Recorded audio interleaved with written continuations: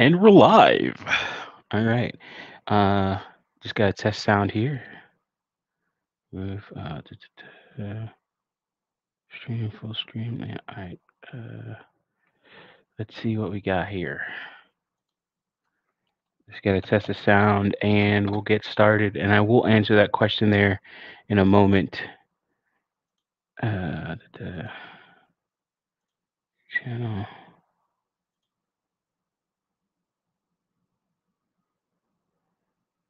Right. Testing, testing. Perfect. Yeah, there we go.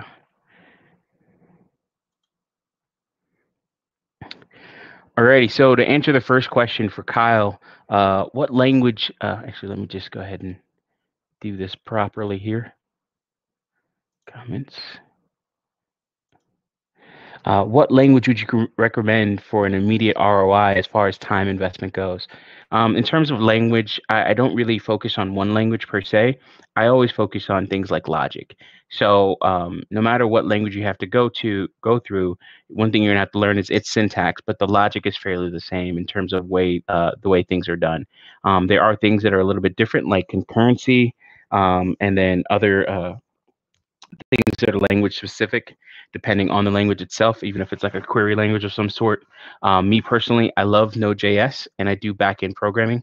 I like using I like using Node.js to create APIs that ingest data, retrieve data, send data, do whatever it's needed to get information, and then take that information and put it into a database of some sort or anything else like that. Just to really answer your question in terms of what the market is saying right now. If you're a front end developer, you're going to have to learn things like React. People are not moving away from Angular, but it's kind of like dying down. But mainly React is kind of the big deal. Me personally, I use Vanilla JS in terms of just coding Java. Call me a masochist, but I'm from the jQuery days, so Vanilla JS is pretty much like jQuery to a certain extent. Richard Dixon, what's up, brother? Appreciate you joining the stream. Stay as long as you can, man. So as far as to answer your question even further, Kyle, uh, in terms of compute languages, and it also depends on what you're doing. So this is one of those it depends questions. If you're doing something in terms of compute or something like that, or working with small devices, Python is kind of like the code language of choice nowadays for small projects like Raspberry Pi projects and things like that. Again, even with that, I would still do Node.js. I just like JavaScript, and I can actually code my front end all the way to from my front end all the way to my back end. Saying the language makes things a little bit easier. Everything is console log everywhere. So you can do Python for your backend, and it does have a web framework. So you can do like Python and Flask. And you can actually find some pretty good courses on udemy.com that can actually teach you Python. And then there's a ton of stuff. You don't have to leave YouTube and you'll get a lot of information. And then from there, in terms of like backend database, I like MongoDB. And that's what I'll be using for most of my projects, depending. Now, if it's on something like a Raspberry Pi that has, limited read and writes with the SD card, then that's where you're going to have to do things to optimize for your actual deployment. So things like the coding language, garbage collection, and anything else that you're doing. Do you want it to be proficient? Do you want it to be? Do you want it to work better with concurrency or any other type of library? Is there one code base that's better with REST APIs or building APIs than others? In some cases, yes, but this really to the extent of, okay, it's only better because there's more examples. So when you're going into something like Python, Python's really easy to learn and really easy to get into in terms of college courses. The same thing a lot of people are trying to learn or teach that. So I think let's just make sure that my sound is still good on this. And where's my mouse? There it is. I got 4 screens here, so all the coding stuff is here on the right-hand side, and then I have like the back-end stuff over here. So if you see me like moving my head and not perfect, if you see me like moving my head where it's not like I'm not looking at you particularly, I think you would understand that from other coding streams. So Kyle, hopefully you got that. Hopefully you're still watching, or you'll see it on the playback. In fact, how many you got watching? Hey, 3 people watching. I appreciate that. All right, so let's get this off the screen because we got to make room for code. So this is my GitHub account. This is where I put my projects and store most of my public stuff. In terms of repositories, I got 6 public repositories. I have quite a few backend private repositories. One thing we're going to be working on is the financial asset tracker, which is that. The base or the reason for or the purpose of that is to really create something that is my spreadsheet. So let's bring that over here. And I go over my spreadsheet, of course, in my MGTOW retirement series. But I have this spreadsheet. I've redone it a little bit and changed a couple of things. Has all my values for my checking accounts, my Roth IRA, once I update those. But I have to update those manually. And it's just like, well, some of those things I'm still going to have to do. But if I can, I want to avoid that. So I'm going to try and build something that is going to be a little bit more robust in my spreadsheet and more performant. With this spreadsheet, I have a loan amortization table. And this loan amortization table, Nelso,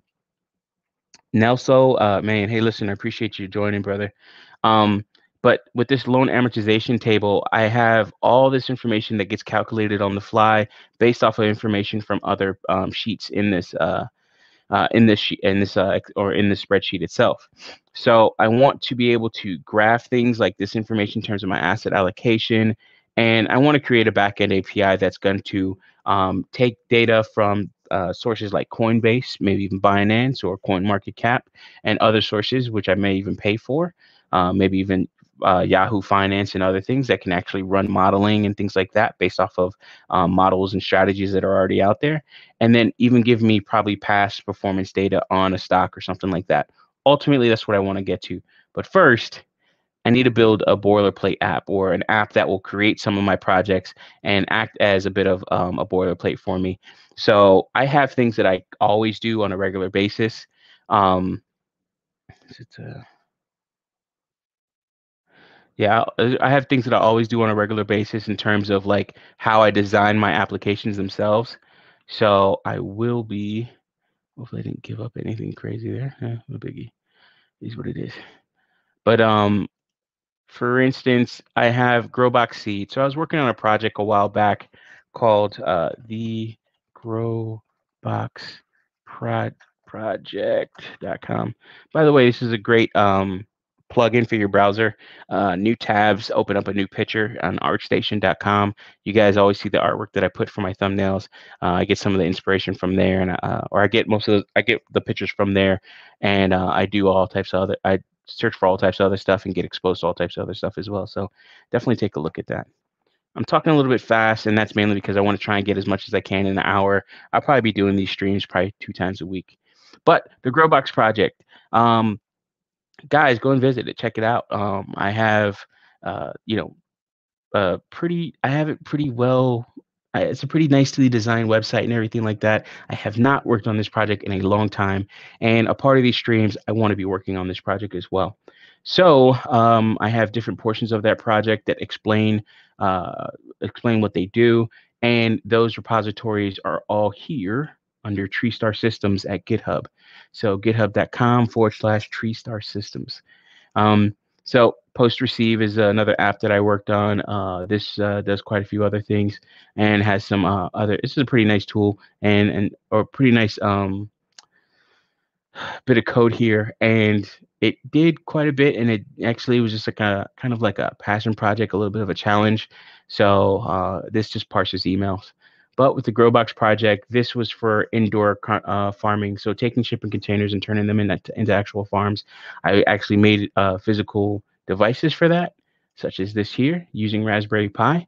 So this is a nice size box, and then it has a couple relays here, and those are controlled by the Raspberry Pi along with temperature sensor boards, Pi boards, and a little breakout panel here, which electricity goes through, and some power, so a fan as well, and quite a few other things that were all in here. And then the way this was supposed to work is that all of this would have been powered by or power over Ethernet. So I do things like this. I do projects like this, and I want to do more of it, especially with me being being in another place.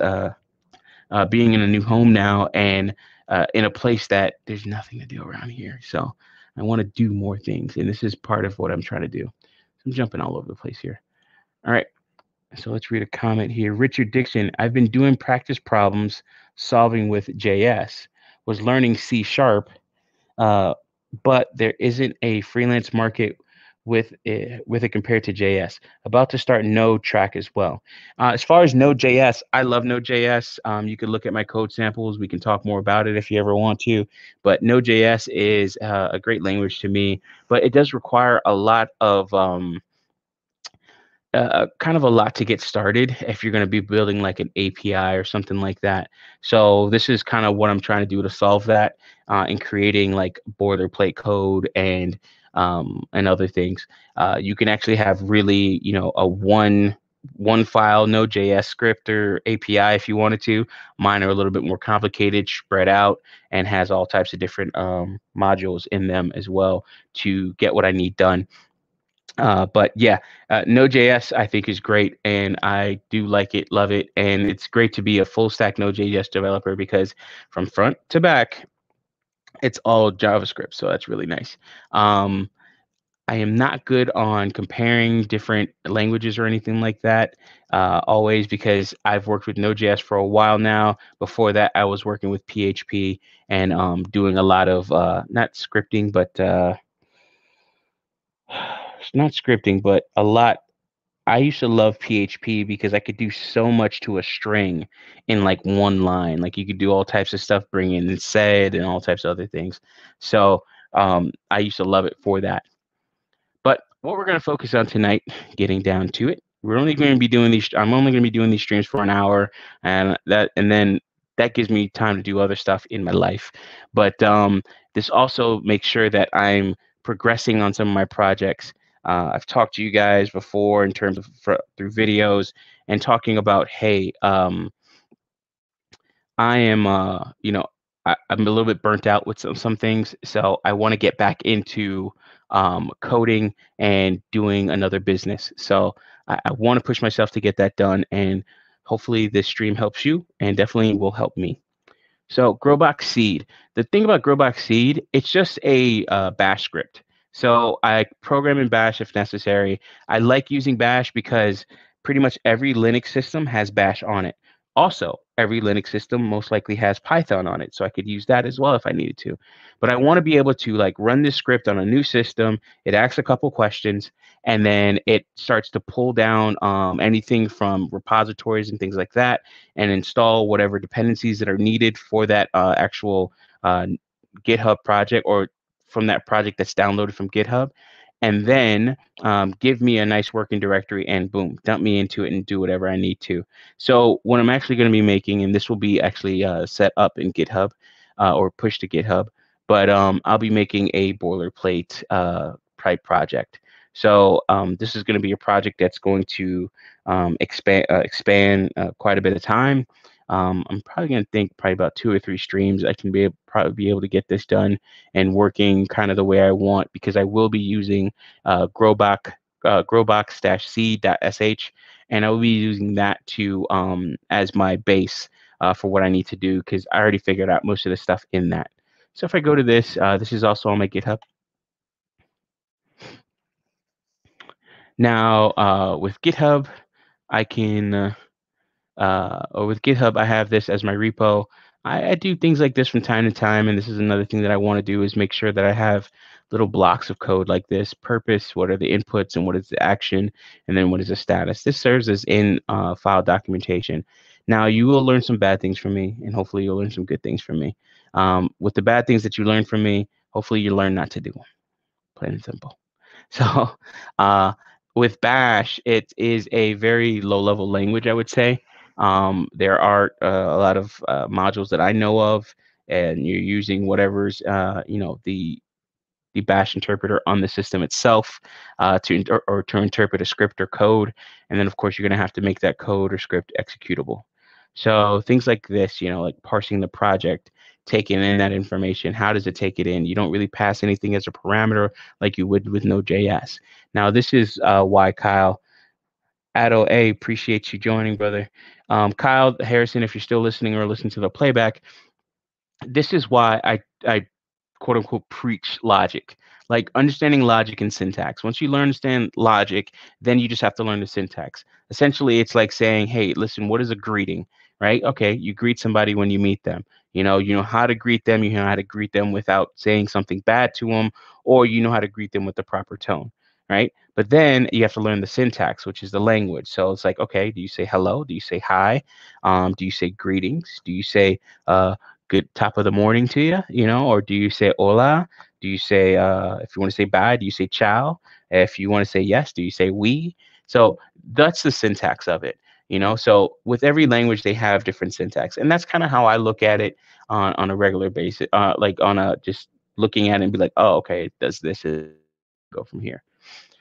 So, if I look at this script here, which again is available on the GitHub, this one is a public portion of it. There's a couple things that I want to do. So I'm going to need this to, if I'm going to create something that's going to do something with a boilerplate, and I won't be talking the entire time, even though I'm running my mouth right now. But what I do with something like this or a script like this is, okay, if I have a file that I need to pipe information into, then I want to be able to create all those files and everything be in the script itself, and then be filled in with entries or information that come from the command line itself or from the prompt. So I should be able to double click on the script. It asks me a couple questions, and then I go from there. So first, uh, let's see how we're going to do that. So first, let's create the GitHub repository. I'll do that on the other screen because I got to log in here. I don't have my password. So first, let's find this password.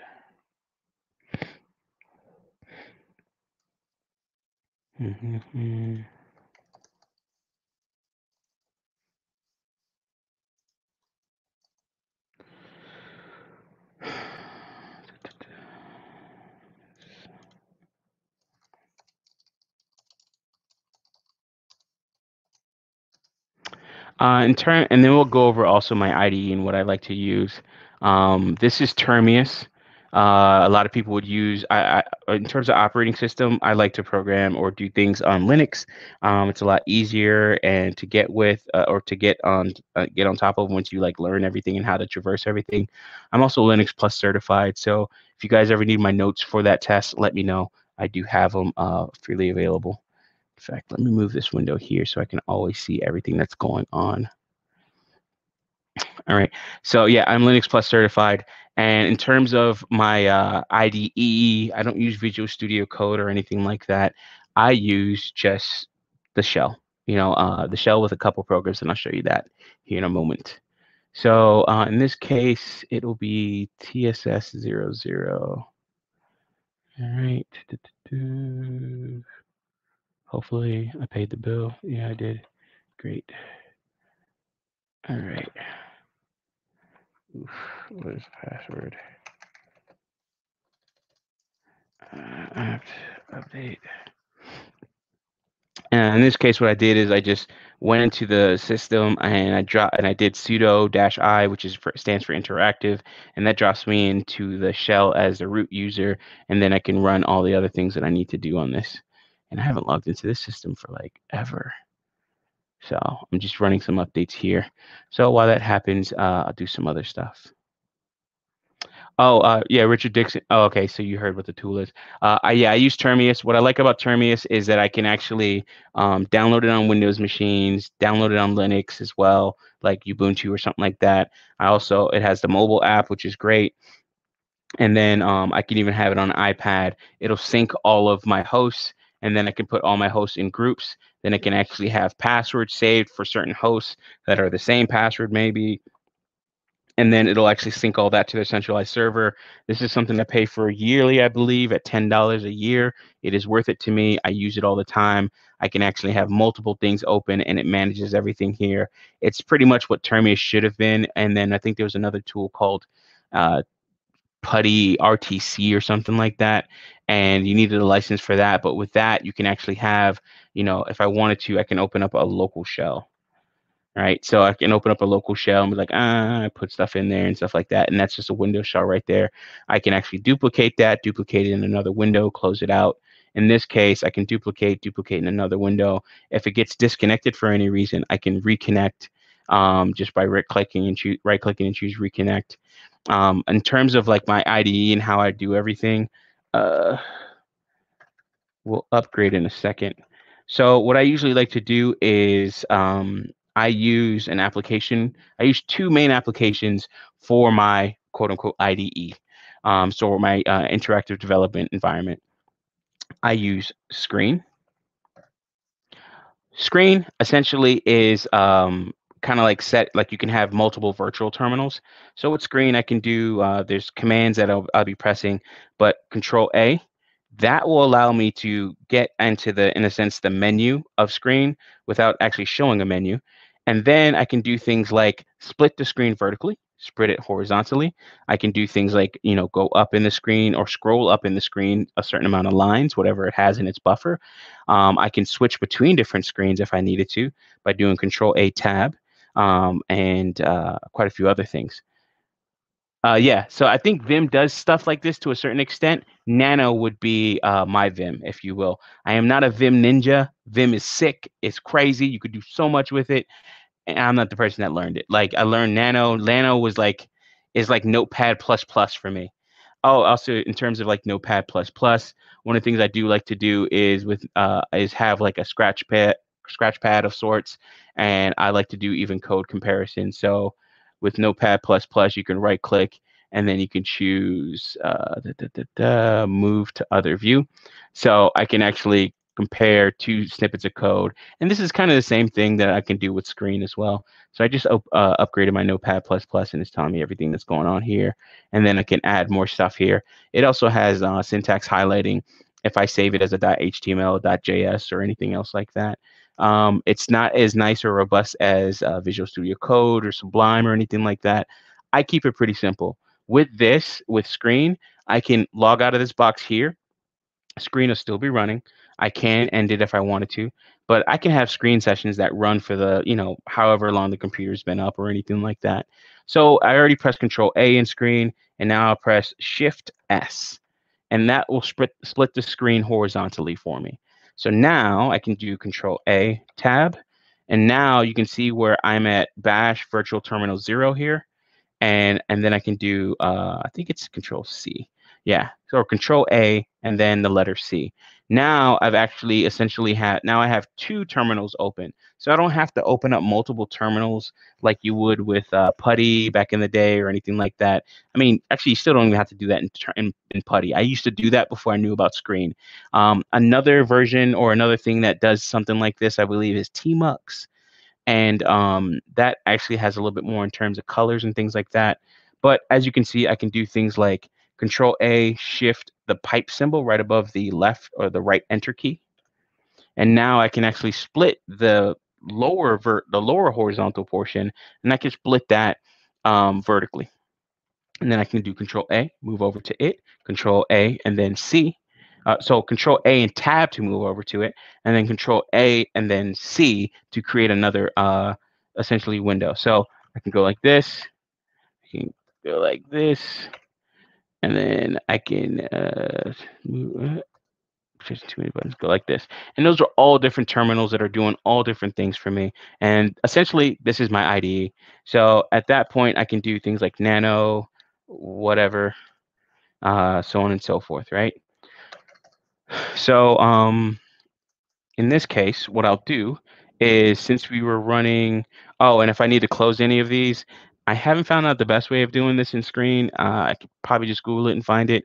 But what I usually do is just pick one and be like, Control A and then Shift Q, and it'll close all the other windows for me. And I could do something like the clear command, and then that'll clear everything in the window and move it all the way up to the top. Now I'm still in Screen, so I can do Control A and then Shift, and then now I see that I'm in Bash 0, Bash 1. Well, maybe I want to go back to Bash 0. And now I can actually go back to Bash 0. Then I can keep things in order, and it'll be like Control A, and then I can press the number 1. Now I'm in Bash 1 again. So this is like moving around virtual terminals. This actually is very nice. because I can run a process, leave, drive somewhere else. I remember one time I had a process that was running. I ran screen. I started the backup process. What's nice about screen, as long as the system stays up and then the screen process does not get killed for any reason, then I can easily just go ahead and the screen process doesn't get killed for any reason, and then I can easily log back into it through Termius on the mobile app, and then I can actually follow or you know pretty much pick up where I left off. So that's really nice, and I love that about Screen. I did that one night while working on a customer project, and I charged him while I was at the strip club. It was great. Anyways, you can do things like that. Work smarter, not harder. Have titties in your face while problems are happening. So with this, for instance, I want to do an app upgrade. So with an upgrade, you can't use that window at all. I have quite a few upgrades that need to happen here. Now I can press Control A and then shift to the next one, right? And then if I wanted to, I can't use after or anything like that. This is going to probably happen pretty fast, but if I wanted to, I can drop into Nano and then test and make a file and then, work on it like it's another window. So I like doing that. Nelson laughed at that one. I thought that was a pretty good one too. But anyways, so I can work on different things at the same time, which is really nice. And and then if I needed to, I can press Control A and then D, just the letter D, to detach myself from the screen session. So now I'm back at the shell, but that screen session is still running. Oh my God, I was doing updates. Are they still running? Do we even know? Oh, how can we figure this out? Well, you can do this a couple ways. You can do ps-ef, and then I can see all the processes that are running. If I want, but I can also do something that's really nice about Screen because it is a bit of a window manager. But I can do screen space dash ls, meaning list. So I can see all the screens that are running on this system. As you can see, oh crap! I didn't notice this one, but I have screens that are running from September of 2019 that are still active. So this is what's nice about Screen, and like the system's been up that long too. So I just let it run. But what you can do with Screen, this is the screen that I want to get to. I can actually name some of these sessions as well. I don't know the command off the top of my head now how to do that, but I can do screen dash X. What that'll do is it'll cut the screen off somewhere else. Actually, no, it'll try and take over the screen. If I do dash capital D, it'll detach it from the other area and try and attach it here and mount it in terms of like allowing me to get onto it and get into it. So I can do that. So now I'm back in the Nano screen, and it's like, okay, well, I had other screens, and so I can do Control A, and then this is something I learned from somebody else. Shift and then double quotes. All right, there we go. So Shift and double quotes, I can see all the screens listed out for me, and I could switch almost like a little menu here. So I think I was on 1, or maybe I was on 0. Let's go to 1. So on 1, the backup is still running. This is kind of like doing nohup. If you ever use the nohup command in Linux, you could run you can have a process that just runs the entire time and not be killed or not be easily killed. So, for instance, if you drop out of it for whatever reason, it'll actually run in the background. If you do, it's like nohup, whatever the command is or script, and then ampersand, and then the ampersand pushes it to the back end or to the background, and then nohup will keep it running. And then when it finishes, then it'll let you know, it'll come to the foreground to let you know that it's finished. What I like about this is that I can actually still interact with the actual screen or session while all these things are happening. So in this case, I can go Control 0, and then I can go from here. Now, as we progress in all of this, you'll start to see where I'll do this to monitor the running process for our Node.js web application. Hopefully we'll get there by next week. Hopefully that'd be nice. I'll probably be doing some stuff on the back end and outside of this whole thing here. But first, I am in GitHub, and what I'm going to do in GitHub while that's going on, while that's on the screen, is I'm going to create a new repository. And this repository will be public, so you can always go to it if you want. Node.js boilerplate. I think so. Yeah, Node.js boilerplate.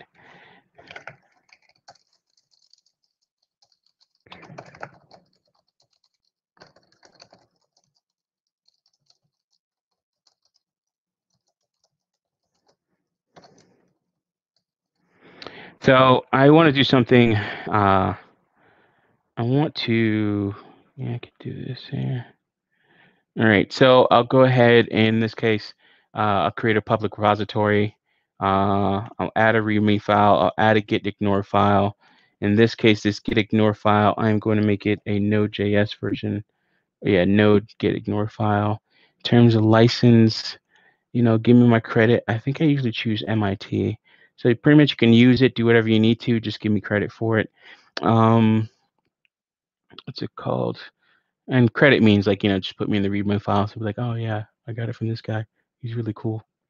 And then create repository. All right. So what we're gonna do here is the code. I'm just gonna copy and paste the link here to the actual repo. And I want to even process the creation of a Node app and everything like that. I want to actually automate that part in the script. And that's going to be pretty cool because I've never done anything like that. And something that I learned is, and GitHub has the hub command or hub suite of program or a hub program that allows you to actually do things for from your for your GitHub repository. So I don't know if I have it. Oh, I'm still in. Okay, let's go to screen number 2 here. Clear. Again, I press Control A and then press the number 2 in this case because I know I have a second screen.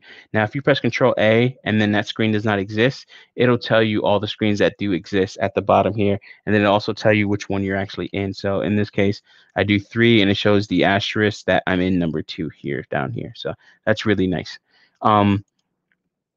And that is not Termius or anything like that. In fact, let's do this. Sorry, guys. I apologize for that. I'm just going to up the screen. I'm going to up the size of the font here for you all. I usually have all of this, by the way, in terms of like, you guys, there's videos or a video of this where I showed my setup. And essentially, I have two 32-inch curved monitors here on the side, on the left and right side. And then in the middle, I have two 22-inch, I believe, or 22 or 25-inch vertical, or two 25-inch monitors in a vertical orientation. So this allows me to get more screen real estate, and I can see more lines of code. It helps with copy and pasting, but then also you can do things to fit more lines on the screen by doing things like, just doing things like reducing the font.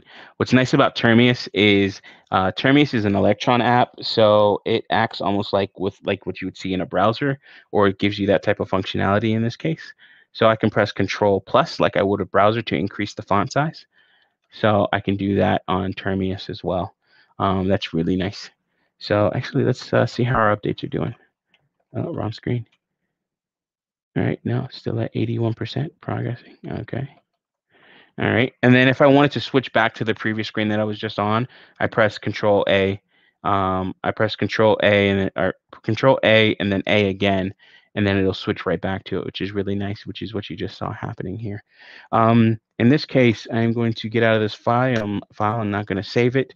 I am going to go to the apt directory. This is where I put most of my stuff.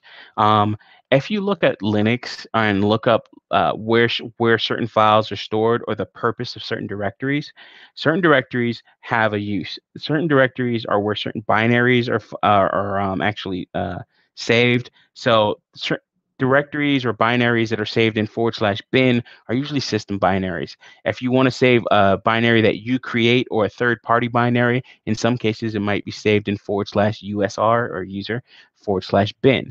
That means that it's a user binary. So, and then there's also things like your path variable, like you even have in Windows. You have a path variable in Linux where it'll search through bin first for that program, it'll search for user bin through that program, and it might even search through your home directory if you put that in your path variable. In terms of third-party application scripts and things like that, usually you want to put it in the opt directory. Some people don't care; they put it in the root directory. It's up to you. Linux is resilient enough where it's not a big problem, but these directories are for certain things. Don't put anything in /tmp. It will get erased every so often through through the system's garbage collection and stuff like that. So there's certain directories for certain. Every directory has a purpose. So be careful where you put some of this stuff. Alrighty, so I usually put most of the stuff in the opt directory. In this case, I already have Git. In fact, we're almost done with our updates here. I don't want to restart this VM, but I will after the stream is over. We got about 24 more minutes in the stream. As I said, I only do an hour. If there's any questions that you all have or any questions that you have in the comment section, if you're watching a playback, let me know and I can answer it. I can answer it in the comment section, and then also I can answer it next stream if anything. So use me as a source of information. I'm here to program my stuff. Sometimes I'll just be focused on what I'm doing, and y'all just watch a man work. And in some cases, I'm here for you guys as well. Get some value out of me. Hey, listen, Mike, I want to know this. I want to understand this, so on and so forth. And if anything, I can find an article to better explain it or recommend a YouTube video or anything else like that. Looks like he's doing some kernel stuff here. So hopefully this VM actually will start up again, but we'll see. All right, looks like it's done. All right, great. All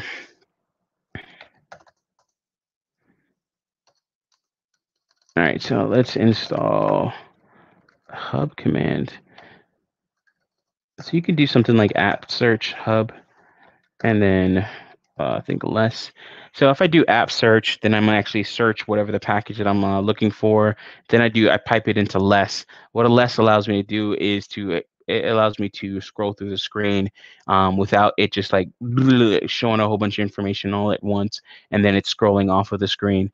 Also, if I'm in screen itself, I can actually scroll up, which is a nice thing about being in I know that was confusing the way I said that. If I'm in the screen application or the screen virtual terminal or virtual terminal emulator, virtual terminal emulator, if I'm in that, I can actually scroll up if I needed to.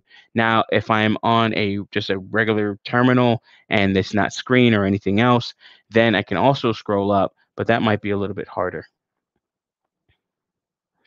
So Richard Dixon says,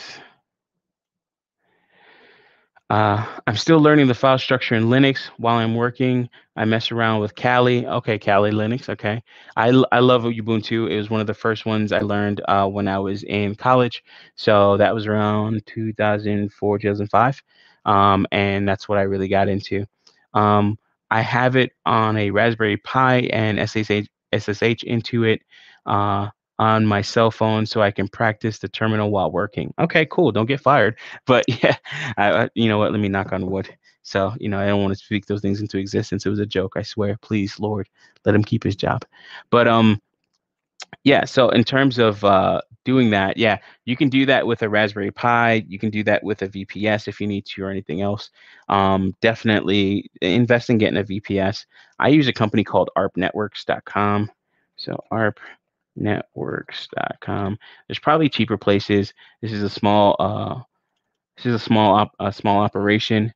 But you can get like a VPS as low as $10 a month, gig of RAM, 40 gig of storage, 2 terabytes of bandwidth, super fast. I haven't ever had problems with it. They're stable, they stay up, and they do have a certain level of redundancy, but I believe you can actually pay extra for that. You can do VPS hosting, so that's a virtual server, and you can do dedicated servers, co-location, and transit, so that you can actually pay for bandwidth.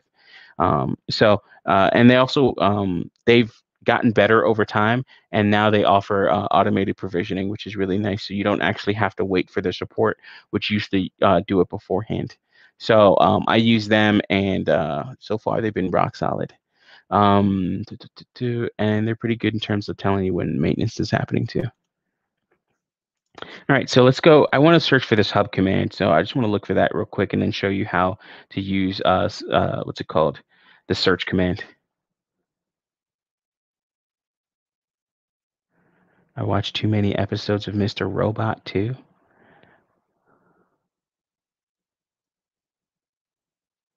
Oh, okay. I get you guys are having a conversation. All right. I work at home too. Okay, service tech support. Oh, okay, cool. Hey, man, that's good, man. Like I work from home as well, Richard. And I swear everyone learns Linux on Kali VM. So, and it's funny because that used to be Ubuntu, and Ubuntu you would do like you do any and everything. Everybody would talk about it. And then CentOS would be the free version of the free version of like Red Hat that you would use, and that was really cool. But CentOS was like what you would run all your production programs and stuff like that on there. But yeah, Kali is a new thing. Before a little bit, I think it was Mint for a second, but I want to say Kali's probably Debian based. Debian is nice, but Ubuntu was more user friendly than Debian, so it kind of won out there in that case. I use Ubuntu, and I like using a Ubuntu minimal image. Literally, that thing is probably about like 50 megs, or it fits like Ubuntu used to fit on a CD back in the day, and then of course now you have USB, so it's like multi-gig and DVDs. But the minimal image I think is about 50 megs or something like that. And what it does, it's just a downloader. So you would actually have the minimal image, and then you would select all the things you want. So I won't even have like the base stuff that's in Ubuntu. I would have like a bare metal system, like just to get up and running. It executes a lot faster in terms of running, and then it gets rid of a lot of the bloat and stuff like that. I like minimal operating systems. That's what I usually go for, is a minimal operating system that allows me to build as I need to. It's like a really torn down version of stuff. Oh, yeah, VirtualBox is great. That's another tool. All right, cool, shows up. Maddox, brother, hey man, thanks for joining, brother. Thanks for joining, man. Always shouting out and everything like that, bro. But yeah, so in terms of VirtualBox, I use VirtualBox quite a bit as well. Nowadays, what I use is Proxmox. You could put that on just about any Linux system. They've actually changed it a little bit, so it requires a little bit more, but it is open source and free. Um, I like Proxmox, and you could put that on even smaller systems. So if you get one of those like small Lenovo systems, you could put Proxmox on there. And with Proxmox, you can virtualize quite a bit. I actually have a device that's running Proxmox, but I forgot the actual URL for it. I'll have to find it. But what's really nice is that it has a nice GUI to it, and this you can use it headless. So you can use Proxmox headless if you needed to, and meaning that you can actually have it running like you would with VirtualBox, but it's a little bit more robust. It also offers clustering and other things, and it's totally free and open source. They do have a support package that they would want you to pay for, and a couple other things. But yeah, it's really nice and very robust. I love it. Um, no, it doesn't do Docker. It does mainly VPS, so like an actual like I want to say hardcore VPS, but like an actual VPS versus OpenVZ. So it uses KVM as its hypervisor. And KVM will do all your virtual machines. So if you want to install Windows and things like that, you can do that on a Proxmox VM or a Proxmox as your hypervisor. Proxmox just gives you a nice web GUI and plus a couple other tools for clustering, things like that, plus a lot more in terms of managing some of the backend that's available via KVM. And they build a couple other things in terms of like these dashboards and stuff like that on there. Oh, excuse me. And then they also offer like firewalling features as well. And then they also do OpenVZ. And then they also take other formats like VMDK files for like even I think even VBox VMs and VMDKs from VMware, things like that. But I like this, and you could put it on, like, say you got an i7 or maybe even an i5 box. Don't recommend it, but anything that actually allows for hardware virtualization on the processor itself, you can do more. You can do a lot with this. So I personally love Proxmox for that. All right, and then it shows you all the other stuff. So go ahead and check out proxmox.com, and you can actually get the free version of their hypervisor, which is really nice. Okay. All right, cool. Back to this. So we'll actually get through some stuff here. So as you saw, I put in the apt space search space hub command. I piped that with the pipe symbol into less, and less allows me to scroll up and down through the results itself without everything scrolling off of the screen, just in case I have a low buffer and I don't get many lines that I can actually look at. I'm looking for the hub command. It is presented or should be a part of GitHub, I guess. I didn't look up how to actually get to this, and this is probably the worst thing to do because, yeah, like it's getting anything that says hub in it. So, but I like this command for quite a few things. Or sorry, I like this command so I can search through quite a few things and find something if I don't know exactly what it's for or what it's what package it's actually a part of to actually install it. But this is uneventful, so then we'll just go with what we need to here. So I'll do cd/opt. As you know, I did do that in another window, but this is, I think, terminal 0. Oh no, this is terminal 0. So now we're in terminal 0. We're in the opt directory. Again, with screen, I can switch between the different virtual terminals, if you will. And that's kind of one of the reasons why I like the actual screen command in Linux. And you actually have to install that, especially if you're using a minimal version of Ubuntu. For the most part, you'll be surprised that it's actually on quite a few systems already. If you do like a full install with all the all the other third-party applications, sometimes it's not though.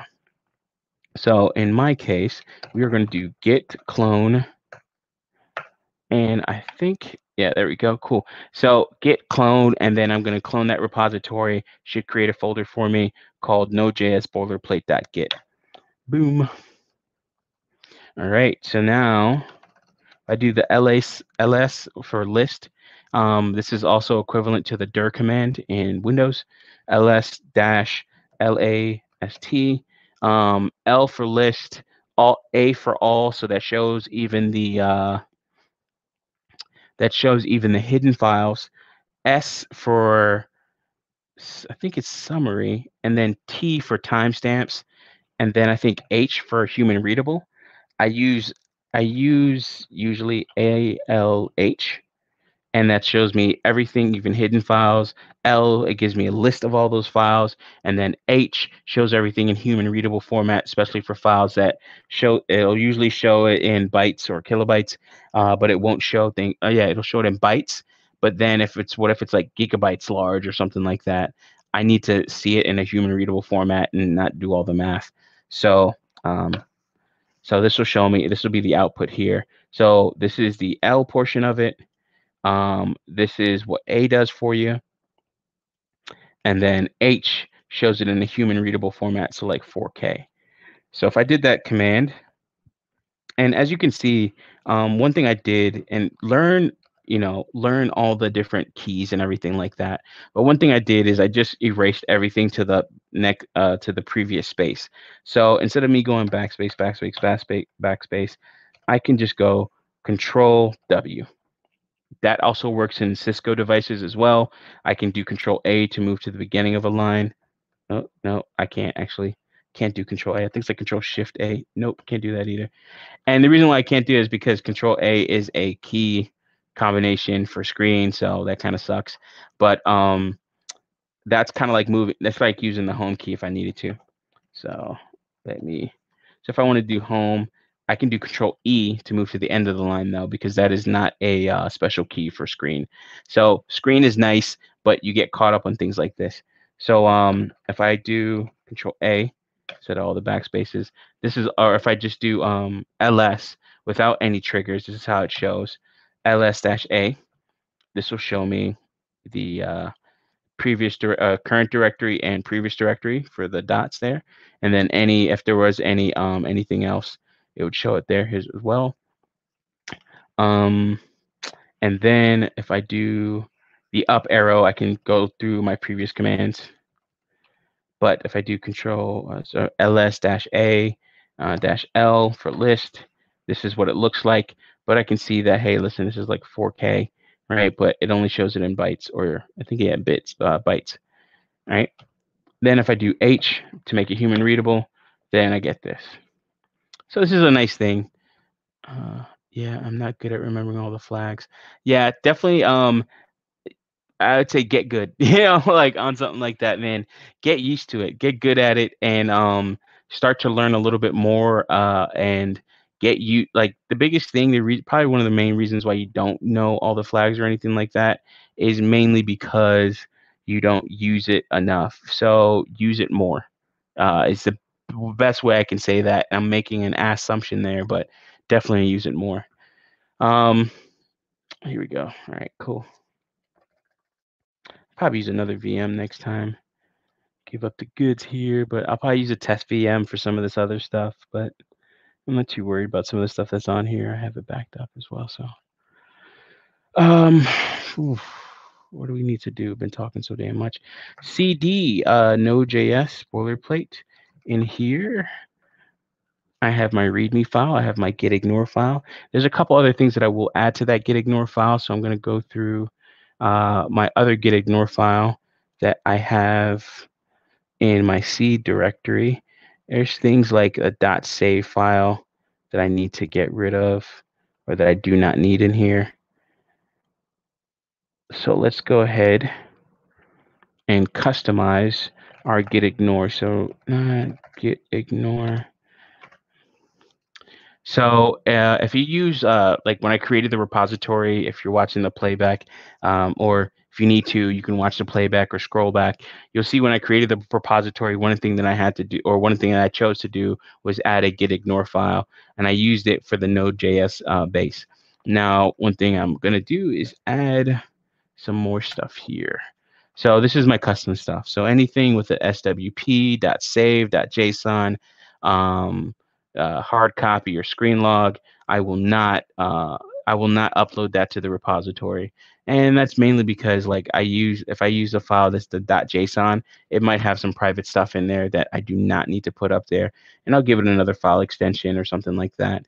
File extensions don't totally matter when you're working on a project unless you make them matter, quote unquote. Oof. All right, so cool, boom. Save this file here, and I just put this in as a custom here, and then I can actually, in a lot of times when I'm doing development work, I'll actually have a trash directory as well. So, alrighty. All right, so now I'm in the boilerplate. Now I'm going to create a file, and I'm going to copy and paste some stuff here. So, let's forget. Sometimes I have a hard time figuring out names for variables and stuff like that. I'll probably let the stream go on for a little bit longer because I've just been talking about so much stuff, especially for the first stream.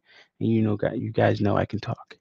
All right, so for Nano, what I'm gonna do here is I'm gonna call it Project Primer. Ugh. Let's look at the screen and not the keyboard. .sh. All right, so project primer.sh. I am going to say shebang, right? So this is how I make a bash script or start the bash script. So bin bash. So now that's pretty much a script and it'll run anything that's in there.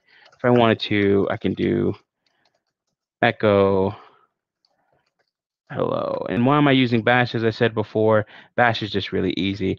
Now, this is where screen is the shit, right? So if I wanted to, I want to run this command, but not leave the file. And if I leave the file, then I'll lose things like, my undo by pressing Alt U. I can undo stuff. It might be different. It's probably different in Vim. And then I can do Control E and stuff like that to go forward. So undo and redo, Alt U. undo right here. Where it says M, that means Alt, and then whatever the key is, right? So you can do undo and then redo. Those are your commands. I can even do things like Control W, Control R, so I can search for something like hello, and goodbye, and then it'll actually like what the current like it'll cycle through the file. This is really cool on big files if you have to change the same thing over and over again. It is not case sensitive, so be careful of that, especially if you need something to be case sensitive. It will find it if it's lower or lower or uppercase, and replace it with whatever you put in there. So sometimes like maybe a word like PO for purchase order.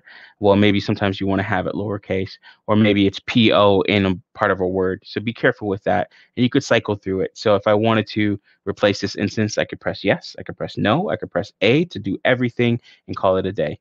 So I could press A in this case, it turns it to goodbye. If I wanted to undo that, oh fuck, I messed up, Alt U, and then it reverts back to the way it was before. Now, I guess as I was saying, screen is cool because I can do Control A, Shift S. Now I got another terminal window, and I know it looks like really big and blocky. That's just because I wanted to enhance the size of the screen, the text here, so you guys could see it. Now I can go to that directory. What was that? Node.js. Oh, another thing is if you type in a command, you can use tab completion. That's very important. Again, to learn Linux, you have to use it. You can't read about it. You have to use it. Like it's like, okay, you could read about driving, but you gotta drive so you can understand what you're doing here on the road. All right, so cool. Going into this file here, this file is not executable yet. I can do Control A tab, and I can switch to the terminal above or below, whichever is the order. It'll cycle through. And I can do something like Control O in Nano, and that'll save the file without having me exit. Vim has this as well, where I think it's like /W or something like that, and that should just write it, and then it's written, right? But now I'm going to do chmod plus X, and actually no, I'm gonna do 775. Yeah, 755. Yeah, 755 for the permissions. Learn about Linux permissions and using the chmod command and things like that. In this case, it's gonna be the project primer file. Boom, chmod. So now it's executable, and it should actually have a different highlighting to it. Yeah, so as you can see, the permissions change here, that -X. If I wanted to do +X, it would have added it for all the different levels. There's different ways you can actually add it. You can do it via the number, or you could just do it via RWX, or I believe it's like, I think A is even one of them. But there's a lot of ways you can do that. Just understand POSIX compliant, POSIX, POSIX compliant permissions, and understand how to manipulate them using chmod and other programs.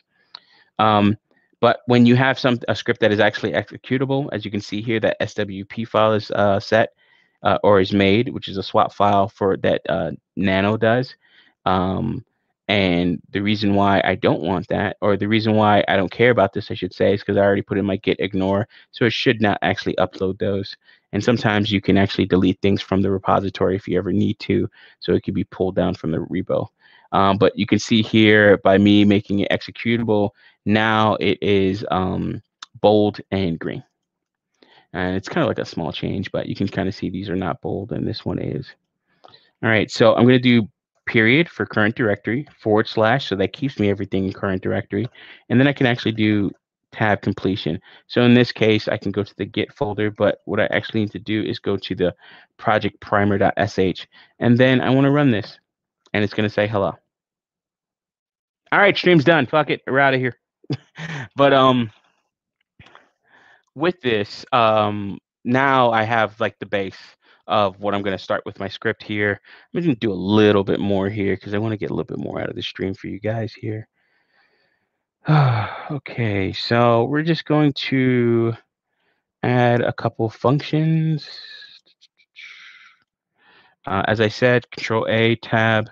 There's not going to be much I'm going to explain from this point on, so I'm just going to start dumping things in here. This is back in the day when I used to use tabs.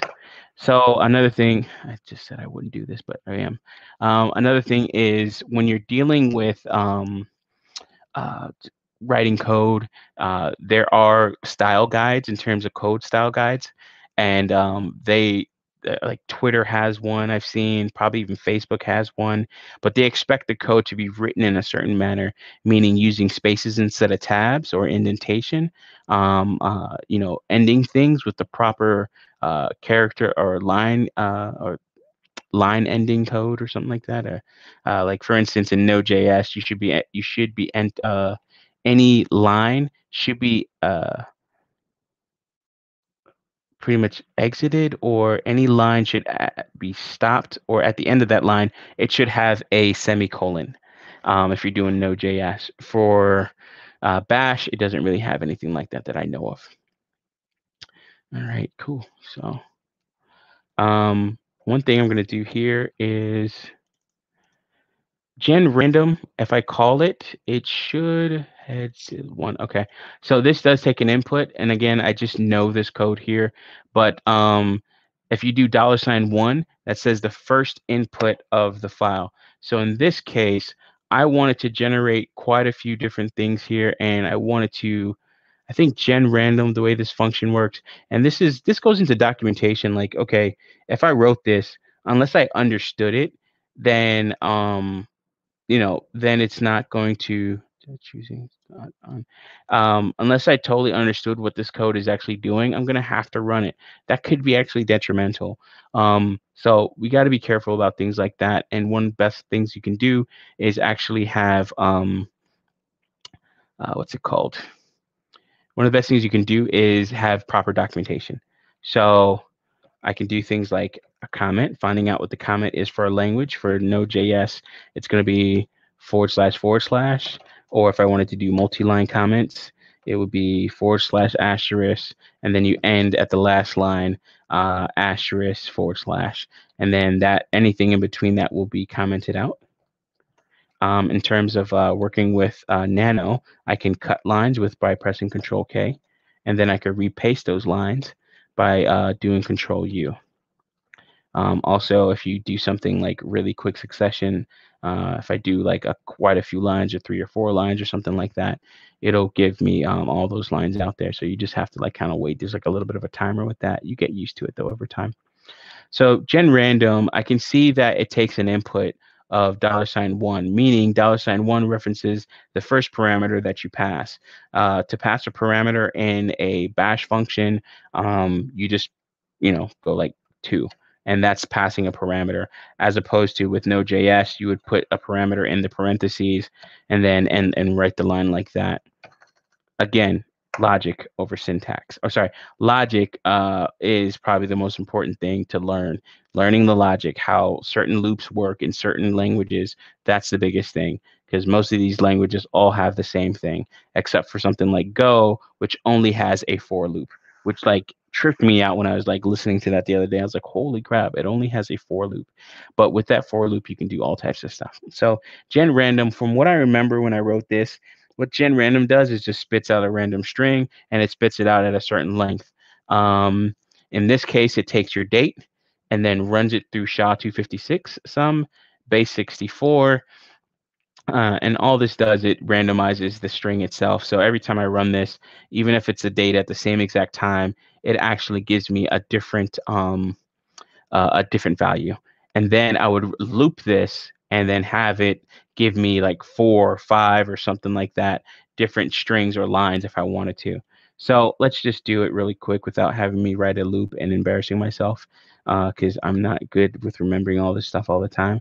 But let's create something that is a random random string of 50 characters. So Control 0, and then let's run this.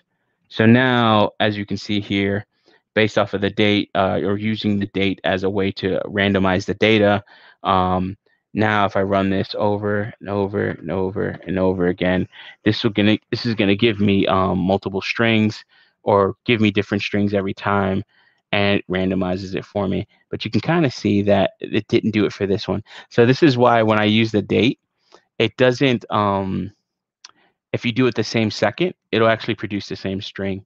Not the greatest thing, but what you can do to actually make that happen or make that a little bit more random is add a bit of a sleep timer in between so that it actually produces this stuff, and it'll be like random output. There's better ways of doing it in other programs, and at the time when I wrote this, this is kind of what I figured out, and it actually worked well enough. So this is a string of 50 characters, a randomized string of 50 characters, letters and numbers. So, and then of course, different, what's it called, cases. So I need that function. I said all that just to say I need that function there. And I'm copying this again, the repos here. I'm just copying this function and just taking what I need. If I wanted to generate a username, I can do that. If I needed to create a user, I can do that, but I won't be doing that. All right, cool. So let's do some system dependencies. Just gonna add that in there. All right. So the reason for these system dependencies, again, I will get rid of this stuff.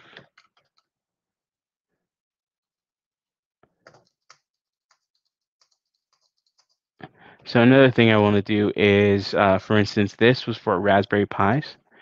One thing that's nice about writing certain programs, or one nice thing that you can do when you're writing a program or a script or something like that, is go ahead and put some echoes in there. So it's like, hey, I'm doing this. Hey, I'm doing this. So in this case, Jesus, I feel like something was crawling up my shirt here. All right, cool. So in this case, uh, this is usually a Raspberry Pi system or even a bare bones system. In this case, I don't know what the type of system is going to be, and I don't know what it already has. So I want to make sure it installs Node.js, Nmap, if I want to do anything for, port sniffing or anything like that, or seeing what ports are open, and then whois, rsync, screen, git, build essentials, npm for package management or node package manager, and then of course nano. Some systems do not come with nano, or also another alias or an old name for this package was pico. And then I want to also install, once I have all this stuff installed, I want to go ahead and npm install pm2. And pm2, you'll see the purpose of that, and it's just really for project management in terms of running a project and making sure everything is there for you. There are some other things that I can actually put in here, but I just want that for the system dependencies. I don't need to do anything else crazy. Again, I'm looking at my old script on another screen here. There's some policies that I do not need. All right. Yeah. All right, cool. I want this function. It needs a lot of work. So with PM2, it has an ecosystem config file. And writing this stuff, you have these little functions that do all types of stuff, but essentially I'm going to, what is whois in rsync? So if I do, I got an excuse to do something else. If I do whois, if I do whois google.com, whois is a public service, and it tells you who is the owner of a domain or even an IP address. So I can do whoisgoogle.com. In fact, let's do that here, and I'm going to minimize the font, guys. Sorry about that. So whoisgoogle.com, and then it'll give me the information from the whois database about google.com. Actually, let's do this. Whois, and we'll pipe that into less so we can get everything at the beginning of the output. Hopefully, maybe. Okay, finally. So if you use whois, you can find out Google. what their registry ID is, who they're registered with, registrar ID, their name servers for that domain. So it does a bit of a DNS lookup, if you will, as well, for the actual name servers. You'll be surprised the amount of programs that will actually do this, so they can actually get the proper name server, so where they can actually find information about the domain and all the other subdomains that it has. And then with the less command, I can just click on the press the down arrow and then go through this who is output. You can see where they're registered. If you want to, I think this is a bit stalkerish, but if you wanted to, you can actually find out somebody's address, whatever they put in their registrar, unless they paid for like private addressing or something like that. But this is how people find stuff about people, and they're like, oh my God, you're a wizard hacker. And it's like, no, it's public information, a lot of this stuff. So you can do who is, and then I can do, there's that control W there. I can do who is that. I think I can do it for IP addresses, I believe. So this is the Google DNS servers. Yeah, there we go. So I can do actually who is on an IP address. I can see who owns that IP address by default and who the parent is in terms of who's registered with IANA. I think it's IANA, or no, Aaron. Oh, Aaron. There we go. No, I think it's IANA. Anyways, the owner of this owns their super block is 8.0.0.0/9. That is a shit ton fuckload of IP addresses. That is a lot. All right. So with this, you can actually find out, more information about that IP address block. So if you get somebody's IP address and you're doing something like you want to find out who the provider is for that IP address, right? Like it's like who owns that IP address. This is how you do things. They have automated systems for this. So if you're caught watching illegal movies on an illegal site or something like that, they will actually find out where your IP address is, because for whatever reason you pass through one of these filters, or these all-seeing eyes, if you will, for certain content. Because again, a lot of the content that you're watching online, they have headers and they send the information of what you're actually watching, which is the reason why it's nice to have VPN SSLs, or SSL VPN tunnels, SSL certificates, so you can actually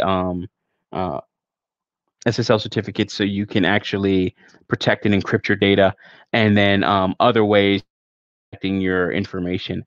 That's why, the incognito browser is great if you're watching flicks and porn and shit on your personal computer, but it still has to go out to the internet. And the internet, it exposes everything that you're looking at. So that's a funny thing. But yeah, that incognito browser is only for your computer, and only for your significant other or brother or sister that's going to use the computer after you, and you don't want them to know that you've looked at something or whatever, right?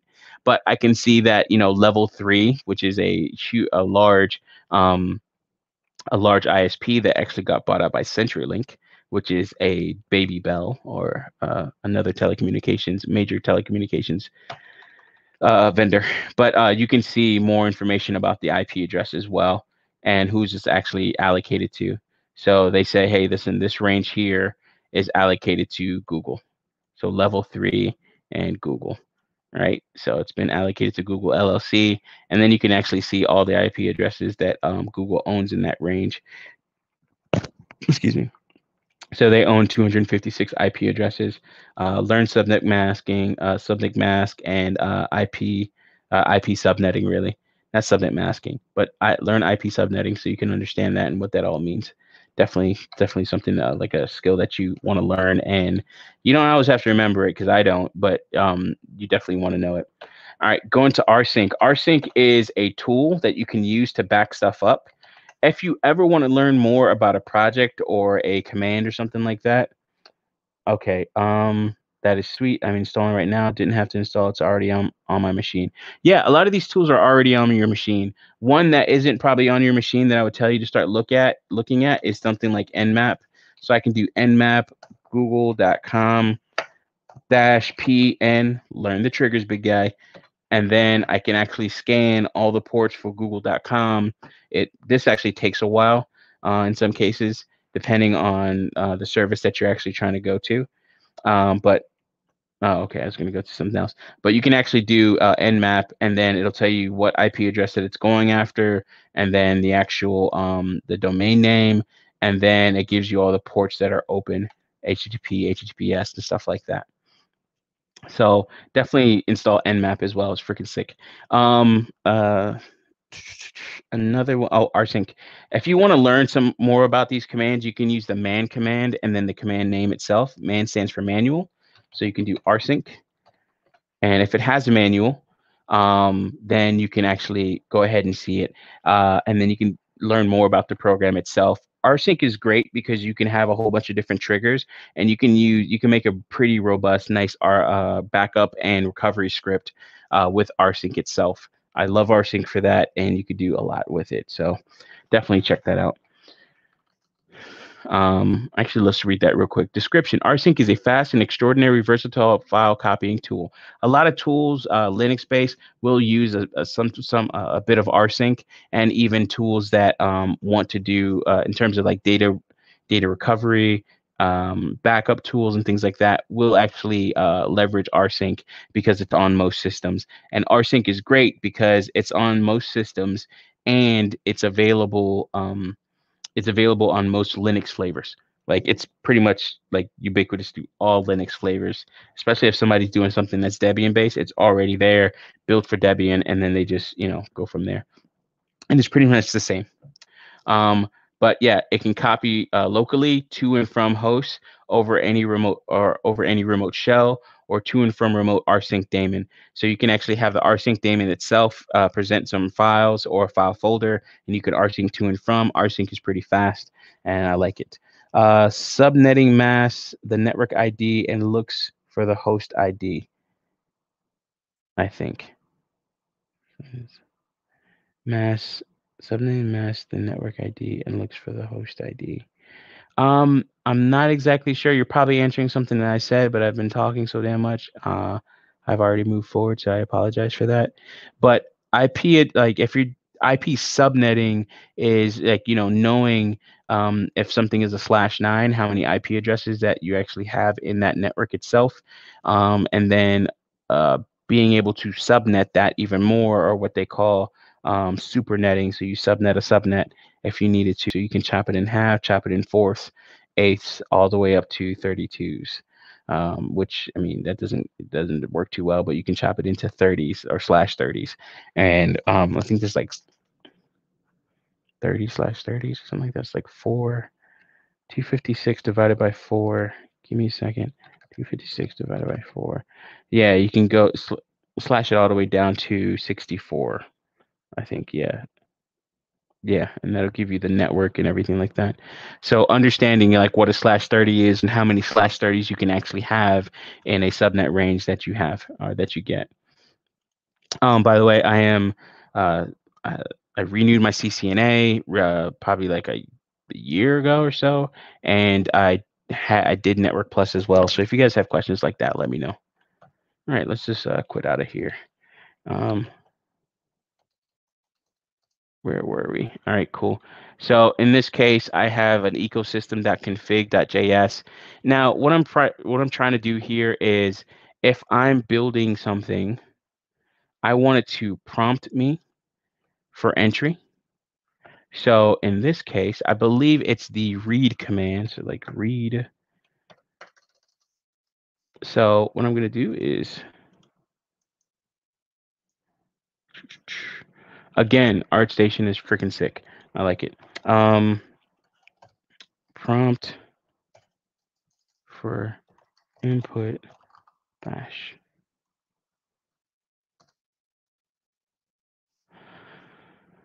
All right, so how do I prompt for input? Yeah, there we go, read, and then you can put it into a variable. All right, great.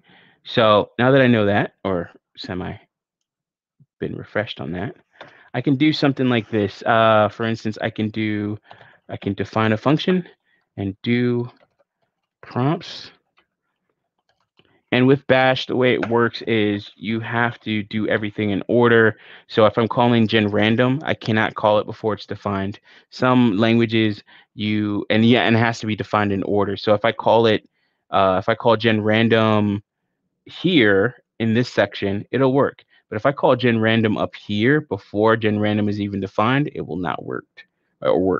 So everything has to be done in order. So I usually do like variables and other stuff like that. I'll do it all beforehand or either in the function in some cases where necessary.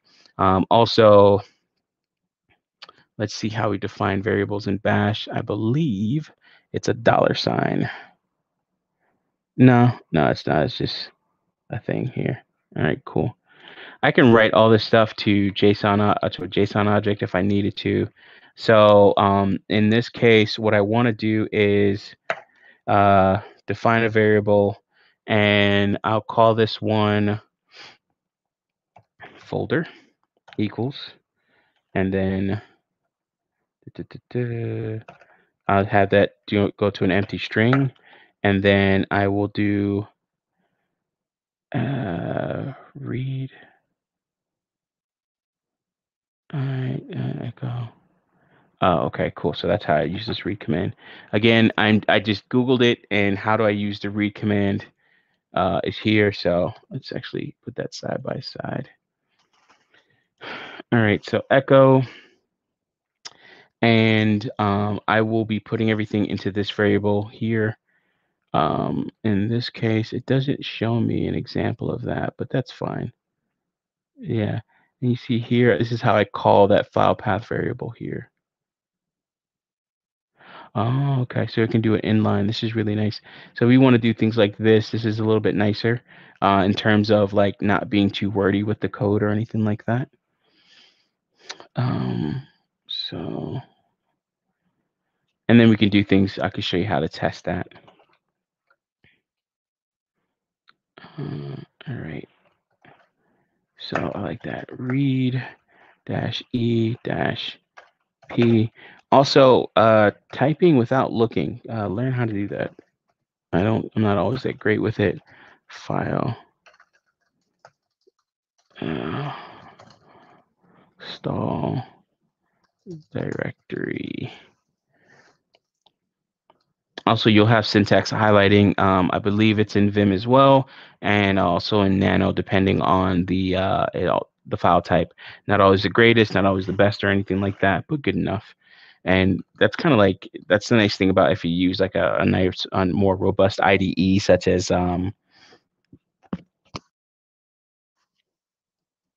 hopefully this is still working because I just muted myself. Sorry, guys.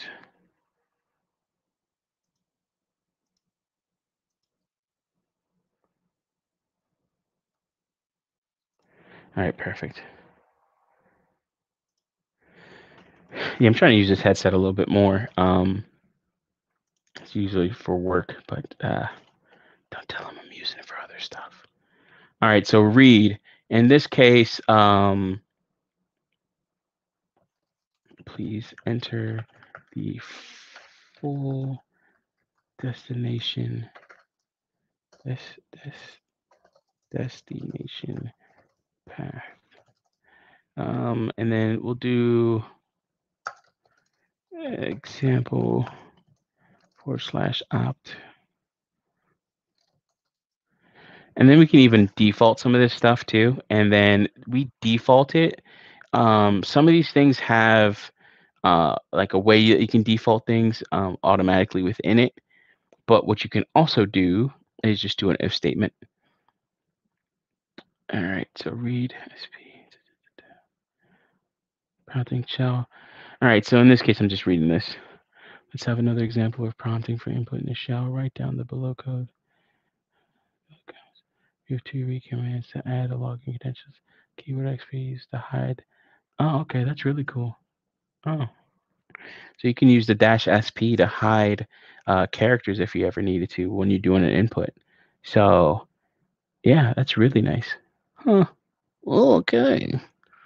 Another thing is you can like default certain things as well. So that's you can do that with an if statement if you need to. There's a couple other ways you can do that, but I'll use an if statement for mine. Also, we'll do a space here just to make it a little bit more human readable. Let's go back up to here, file path, and then echo file path. All right, cool. All right, and then we're gonna echo $ to call the variable. Actually, we're going to echo install directory. If you want to learn how to type, one great program is Clavaro. So that's Klavaro. And great thing about Clavaro, it's totally free. And it's just a great way of, I definitely say, like, even my nephew, anybody that I tutored or mentored or anything like that, I would make them, every time I mentored them, I would make them use Clavaro and learn how to freaking type. So it's really nice. It'll actually get you through key placements and everything like that. This is how I learned how to type, and I didn't learn how to type until, oh man, like it was not that long ago. Before I was always looking at the keyboard. Now Clavaro, I use that, and that helped me quite a bit. So guys, definitely use something like that. So in this case, we're gonna test this out. So I'm gonna just do prompts. My ears itching. All right. So yeah, prompts me for it, and I'm gonna put opt. Right, cool, and it outputs it. Great. So now it reads my input, assigns that to a variable, and then outputs it for me. So that's nice because now we can do all that inline. Now, if I wanted to, I can do something like this, Control K to copy that line or to cut that line, and then Control U to paste it, so to undo my cut. Please enter something like, all right, cool, there's one of the examples showed us that we could put in -sp. I don't know what -e does.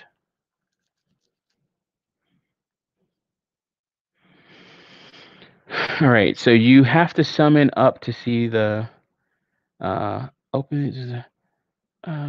You have to summon up to use the read line keyword -e to let line editing without arrow keys. After that, use the variable to print the path.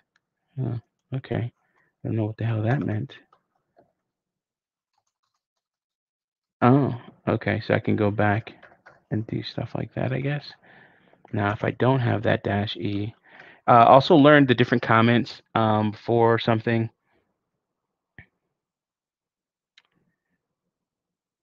I've been using KeyBR. I guess that's another program.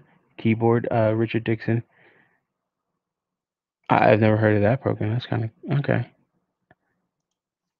KeyBR. Let me just look that up real quick. Oh, okay. So keybr.com. Oh, that's really nice. Thank you. Thank you. So there's like an online thing here. So what Richard was showing us here, or putting out there for us, is KeyVR. And this is pretty cool. So you can actually use this to learn how to type as well. And it's a web-based one. That's really cool. Hey, man, thanks for the input on that. All right, guys. Yeah, so Clavaro and KeyBR. So it looks like it's keybr.com, I believe. In fact, let me open that window again. Yeah, keybr.com. Really nice. Thank you for that, man. I'll be letting people know that. It's good to, like, not punishment, but after you teach your kid the multiplication tables on a Saturday or something like that, because they're not doing well in math, like I did with my nephew, I would also just put a laptop in front of them and be like, all right, bro, get at it. And KeyBR is even better because it looks like you can do it all on the web, so that's really great. So that's really cool. Definitely get your kids, even if it's not into coding, they need to learn how to freaking type because everything is on the damn computer, and that's dumb. Right? Like, they can do thumbs and stuff, but not knowing how to type, that's a bit of a deficiency there. All right, so learning the comment symbols for a coding language. Sometimes, in my case, for like config files, you would actually have something like the pound or the bang or the hash symbol, whatever you want to call it. But what's nice about Nano is and this is something I discovered a couple of months ago, if you do Alt-3, it'll actually, um, because it knows the type of file it is, it's built in to know what the proper comment is for that file. So you can do Alt-3 and it'll actually add it for you. So it's nice because then it'll be a bit of a crutch because if you use Nano on different file types, then it'll be like, oh, okay, the proper comment is this, the proper comment is that, double forward slashes for JavaScript, or comments for or hash symbol for anything else. Not gonna work at home if you can't pass the typing test. Yeah, that's true, man. That's true. That makes total sense. Like, yeah, if you can't type, man, I don't know how you're gonna get the job nowadays. But I want to test this E thing here, and what that means. So it says it allows you to, that's really cool. So you can actually edit the text if you press E and use the arrow keys. That's really cool. All right, but this is the good thing about doing stuff like this. Use Control Alt U, so I can undo what I just did, because it's great because we have screen. It's open. I can go back and forth, save things by pressing Control O, and then save that, and then rerun it, and then go from there. Be proficient in the things that you're doing. Also, you notice that nice little space there. Oh yeah, super sexy space, and that's mainly because we have that space there. And that's very important when you're like writing out some of these scripts and things like that that are prompting for input. But become proficient at learning some of these command keys and things like that. All right. And you can do Alt 3 to uncomment a line as well. All right. So please enter. In this case, I want to do SP. Actually, we'll take out the E because we won't see the input on this, which is why I could understand in this example, they don't have the -E in there. Excuse me. I wonder if you can do it with different. It looks like it doesn't have it where you can put in different names. Read names. All right, let's focus here. Let's refocus. So we want to take input. In this case, we want to do a password. One thing you can do, you can, if you wanted to, one thing that's easy, instead of like pressing the delete key or the backspace key to delete a whole line, I'll put that line on a new line, press Control K to cut it, and then do backspace to put it back in there. And that's just becoming proficient in your IDE or whatever language you're using, or whatever IDE you're using. Even if it's Visual Studio Code, if you want something a little bit nicer and robust. I don't use Visual Studio Code because I'm used to this, but also with Visual Studio Code, it takes up a lot of resources from what I hear. So you got to be careful with that and all the little add-ins on there. On bigger projects, definitely Visual Studio Code makes sense. And then also, it's probably the IDE choice when you're working in a group. And I don't work in groups that much. So that's actually a deficiency on my part. Actually, we'll do this here. Password.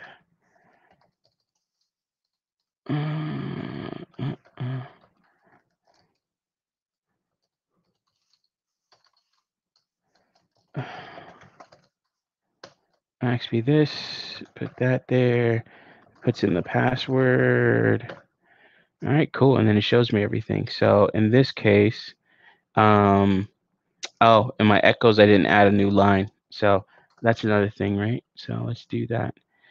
Echo, and then what we have to do for echo is single quote. We have to do double quotes. And then the new line character, which is \n. And we do that for this as well. So by putting in the single quotes, it makes it one solid string. And then you can do, you can actually input variables into that string by doing double quotes, right? And double quotes and calling the variable itself. If you put single quotes, it will actually just output $password if I wanted to. So let's actually see that. Again, learning syntax, learning the syntax of your language. All right, cool. So as you can see here, this is the password. What the fudge? Oh, okay, hold on. I did something wrong here. This, I think, is -E, -E, -E, and then it should respect it properly. There we go. All right. So that's just something about Echo that I remembered. So many things come and go. So you definitely want to learn, how these this code or how these things work or how they work in different areas. So for instance, if I look at an echo here, so I can echo this, but then if I wanted to do an actual string, yeah, this is dash E. So for instance, if I want to do the password and then the password again or anything like that, I'd put all that information. It would output that information properly here. And oh, this is pretty cool. So even if this is kind of how you manipulate Bash. So if you wanted to, right, you wanted to enter a password, and if you use the password command in Linux, and then whatever the username is, as you can see, these are variables. So they're created earlier on or randomly generated per the script. It would actually create this username and do all the other things that it needs to do here. And then with the password command, it asks you for the original password or actually for the password the first time, and then it prompts you again for the password. How do you deal with that in a scripted way without having to do anything? You would actually do something like this: password, new line character, so that'll be like an enter, and then password again. So that would actually repeat the password for you when using the password command line or the password command in Linux. Really cool. I love that. But these are just things that you pick up when you research stuff. It's not something I use on the regular basis, but that's pretty cool how to learn that I remember that or that I had to use that.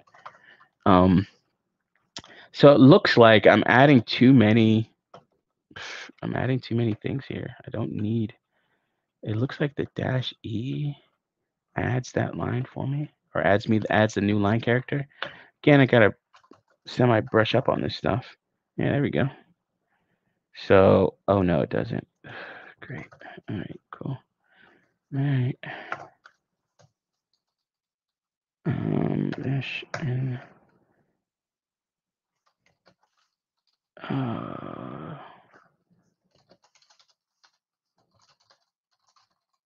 that's just kind of the stuff you have to deal with is dealing with over and over again having to test all these scripts and stuff like that. So as you can see here, yeah, that's weird.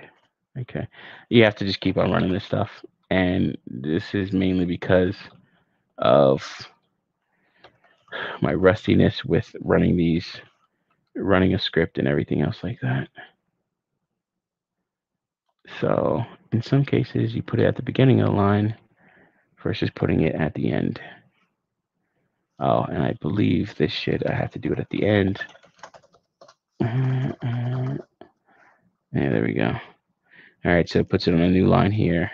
Puts it on a new line here. Because the issue was it was putting on the first line here. But actually, I'm going to stop it right there, guys. I'll probably do a little bit more work on this and think about it a little bit more. But this is, I think, decent for a first stream.